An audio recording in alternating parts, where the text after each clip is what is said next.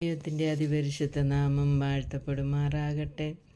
ഇന്ന് നമ്മൾ ചിന്തിക്കുന്നത്, ദൈവം ഒരു വ്യക്തിയെ, കുടുംബത്തെ പോറ്റാൻ തീരുമാനിച്ചാൽ ഒരു വ്യക്തിക്കും ശക്തിക്കും നമ്മെ തകർക്കുവാൻ കഴിയുകയില്ല.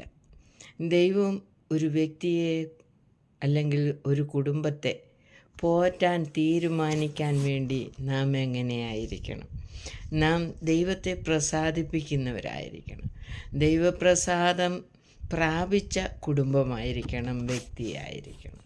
ദൈവം പ്രസാദിക്കുന്ന സ്വഭാവം, പ്രവൃത്തി, ചിന്തകൾ നമ്മളിലുണ്ടെങ്കിൽ, ദൈവത്തിന് വസിക്കുവാൻ തക്കവണ്ണം നമ്മുടെ ജീവിതത്തെ, നമ്മുടെ ശരീരത്തെ, നമ്മുടെ മനസ്സിനെ ഒരുക്കി കൊടുത്തിട്ടുണ്ടെങ്കിൽ ദൈവം നമ്മെ പോറ്റാൻ തീരുമാനമെടുക്കും.